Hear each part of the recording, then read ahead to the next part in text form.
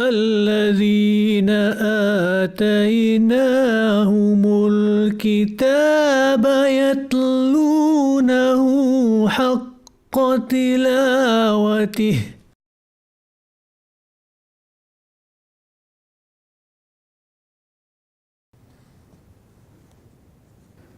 Bismillahirrahmanirrahim.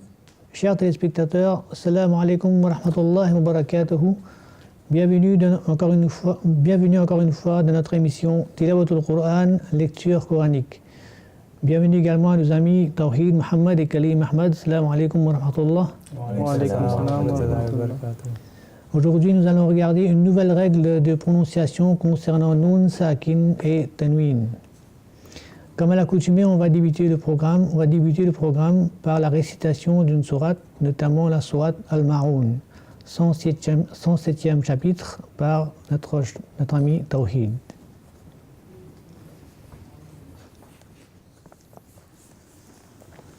أعوذ بالله من الشيطان الرجيم بسم الله الرحمن الرحيم أرأيت الذي يكذب بالدين فذلك الذي يدعو اليتيم ولا يحض على طعام المسكين فويل للمصلين الذين هم عن صلاتهم ساهون الذين هم يراءون ويمنعون الماعون. Jazakumullah Tawhid pour cette récitation. On va revenir un peu plus tard durant le programme vers cette récitation. Pour l'heure, on va parler de cette règle qui concerne Nun, Sakin et Tanwin. Vous savez déjà ce que sont le Nun, Sakin et Tanwin. Le Nun, Sakin, pour rappeler à nos téléspectateurs, c'est le Nun qui a un soukoun dessus. Donc n'importe quelle lettre qui porte le soukoun devient Sakin. Si on a le Lam, ça devient Lam Sakin. Si on a la lettre Ba, Ba Sakin, et ainsi de suite. Le Tanwin, c'est également les deux fathas, on retrouve deux fathatayn, comme on dit, kasratayn ou damatayn sur les lettres. Donc c'est ce qu'on appelle les Tanwin. Donc quelle est cette nouvelle règle qui concerne Nun Sakin?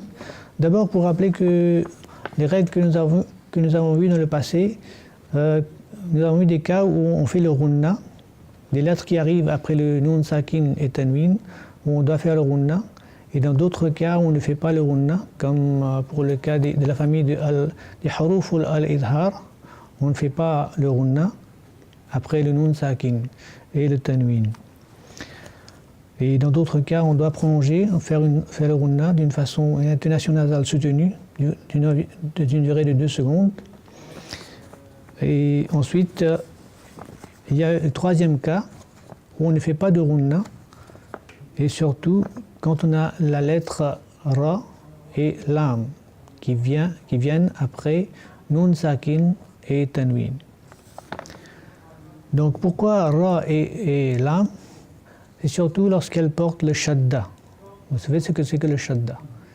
Donc on les appelle Ra Mushaddad et Lam Mushaddad. Comme on a déjà vu dans le passé, Mim Mushaddad et Nun Mushaddad, sont Mim et Nun qui sont avec Shadda, le Tajdid. Donc ici, nous allons voir Ra Mushaddad, Ra avec Tajdid, et Lam avec Tajdid. Donc la règle dit que lorsque Ra Mushaddad et Lam Mushaddad viennent après un Nun Sakin et un Tanwin, il n'y a pas de runna. Pour la bonne et simple raison que lorsque on lit la langue, on fait la lecture du texte coranique, on doit le faire avec, comme si, d'une façon aisée. Donc on fait une liaison. Donc c'est pour aider les lecteurs à faire des à lire sans pour que ça ne sonne pas bizarre dans nos oreilles.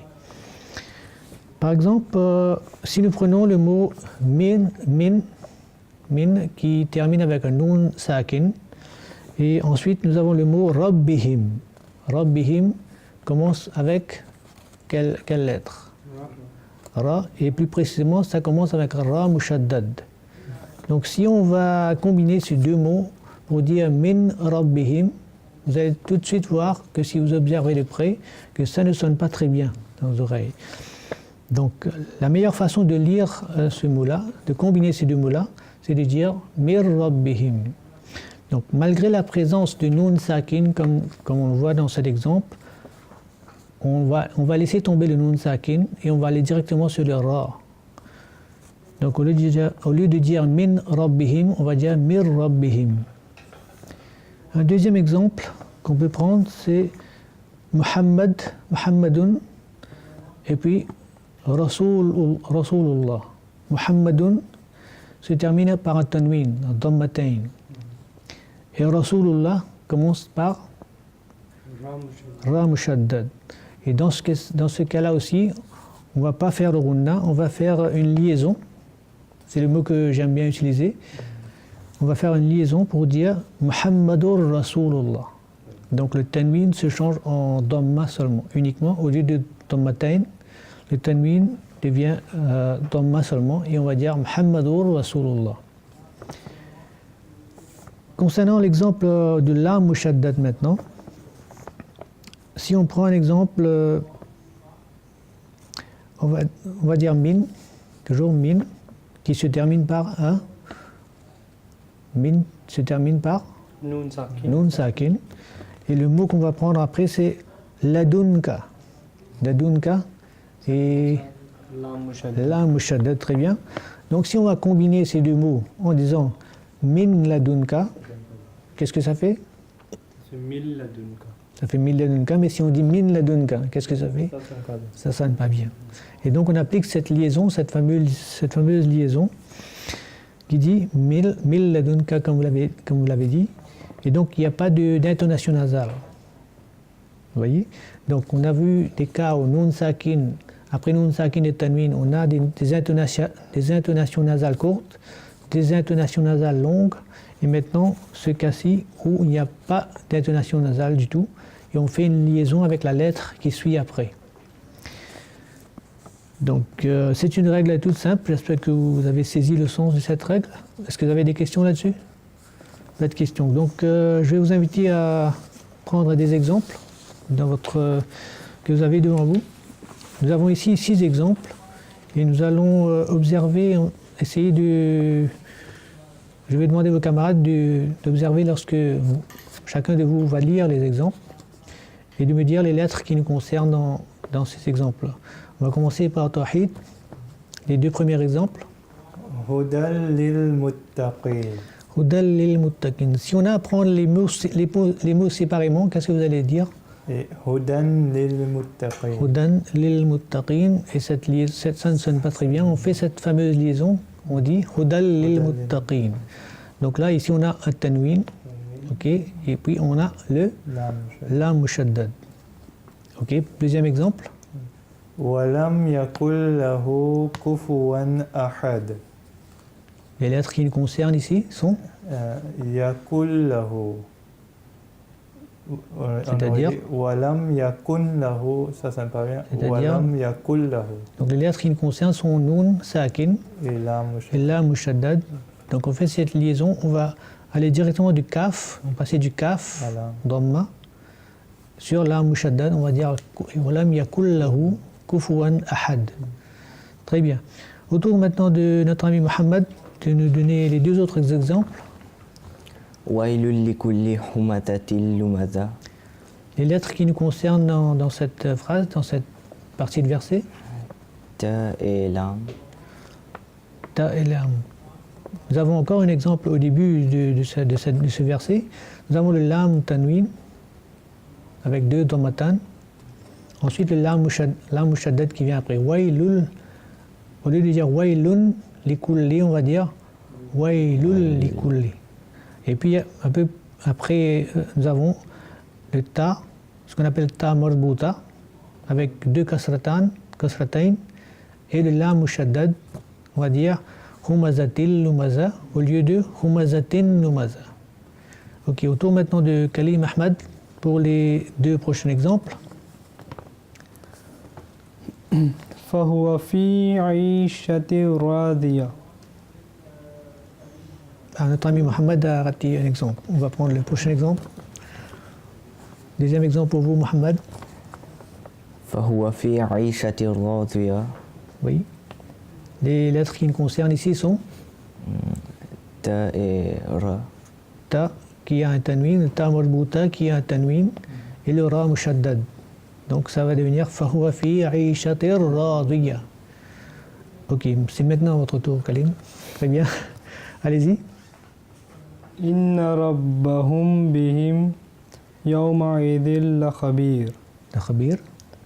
Nous avons d'une part Maïdin et de l'autre côté nous avons la Khabir qui commence par la La Mushaddad. mushaddad. Donc on On va fait la liaison. Oui. Maïdin la Khabir. يومئذ لخبير. Très bien. Dernier exemple. يومئذ يصدر الناس أشتاتا ليروا أعمالهم. Oui. D'une part nous avons Ashtatan. Oui. D'autre part nous avons ليروا أعمالهم. ليروا أشتاتا ليروا أعمالهم. En fait, nous avons deux exemples. En fait, nous avons encore un tanwin au début de ce verset, les dal avec tanwin, mais nous n'avons pas ni de ra ni de lam. Donc ici, c'est une autre règle qui va s'appliquer, qu'on va couvrir dans une prochaine émission. Donc ce sera يومئذ يصدر الناس أشتاتا ليروا أعمالهم. Très bien. Donc c'est une règle toute simple, comme vous l'avez vu. Est-ce que vous auriez d'autres questions à ce sujet? Non. Pas de questions. Donc ce qu'on va faire maintenant, on va retourner à cette sourate que Tawhid a lue au début. Je vais d'abord la lire et vous allez ensuite la lire à tour de rôle. Et on va relever dans le texte le verset qui concerne cette règle et l'appliquer. أعوذ بالله من الشيطان الرجيم. بسم الله الرحمن الرحيم. أرأيت الذي يكذب بالدين فذلك الذي يدع اليتيم ولا يحض على طعام المسكين فويل للمصلين الذين هم عن صلاتهم ساهون الذين هم يراءون ويمنعون الماعون. Ça c'était la sourate Al-Ma'oun. Au tour maintenant de Mohammed de la réciter. D'abord, après la récitation, vous allez nous dire quel verset qui nous concerne. Après cette explication de Nun Sakin et Tanwin. Allez-y. بسم الله الرحمن الرحيم أرأيت الذي يكذب بالدين فذلك الذي يدع اليتيم ولا يحض على طعام المسكين فويل للمصلين الذين هم عن صلاتهم ساهون الذين هم يراءون ويمنعون الماعون. Très bien, très bonne récitation, Tawhid, Jazakumullah. Alors d'après vous, quel verset qui nous concerne? Et c'est la 5e verset. C'est le 5e verset. فويل للمصلين. Oui, فويل للمصلين. Est-ce que vous êtes d'accord avec ça? Oui. Que voyons-nous dans ce verset? Il y a lam tanwin oui. et lam mushaddad. Lam mushaddad qui vient après, donc automatiquement on va faire cette fameuse liaison. Et Et on va dire fawailul lil musallin. C'est bon? Alors, allez-y Mohammed. أعوذ بالله من الشيطان الرجيم بسم الله الرحمن الرحيم أرأيت الذي يكذب بالدين فذلك الذي يدعو اليتيم ولا يحض على طعام المسكين فويل للمصلين الذين هم عن صلاتهم ساهون الذين هم يراءون ويمنعون الماعون. Très bien, très bonne récitation.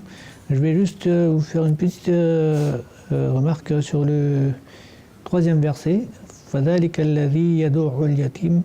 Ce n'est pas la règle que nous avons appris aujourd'hui, mais juste pour vous dire que le ayn a un shadda. Donc il faut bien le faire ressortir. يَدُعُّ الْيَتِيمَ. D'accord? Autour maintenant de Kalim Ahmed. أعوذ بالله من الشيطان الرجيم بسم الله الرحمن الرحيم أرأيت الذي يكذب بالدين فذلك الذي يدعو اليتيم ولا يحض على طعام المسكين فويل للمصلين الذين هم عن صلاتهم ساهون الذين هم يراءون ويمنعون الماعون. Là pour cette récitation. Je vois que vous éprouvez également quelques difficultés sur le troisième verset. Yadu'ul yatim, de Ayn qui est un shadda. Donc avec de la pratique, on va y arriver. Donc je vais juste vous demander d'ouvrir le chapitre 83. C'est la sourate Al-Mutaffifin. En fait, c'est une sourate pour pratiquer cette règle. Donc ce que je vais vous dire comme exercice, c'est de la lire et de relever dans le texte, d'identifier et de pratiquer là où on doit appliquer cette règle qu'on vient d'apprendre aujourd'hui. Donc je vais prendre juste un exemple rapide. C'est le 11e verset. Ça ressemble au verset que nous avons lu aujourd'hui. Le 11e verset dit « Wailun yawma'idhil lil mukaththibin » Vous le voyez ? « Yawma'idhil lil mukaththibin » Donc il y a d'autres exemples, bien sûr, dans le texte, dans cette sourate. Donc comme exercice pour vous, c'est de relever le nombre de fois, d'identifier, de pratiquer cette règle. Est-ce que vous avez très bien saisi aujourd'hui le sens de cette règle? Donc je vous remercie pour votre attention. Donc chers téléspectateurs, nous voici arrivés à la fin de notre émission. Et je vous donne rendez-vous la prochaine fois. Je vais vous dire Assalamu alaikum wa rahmatullahi wa barakatuh.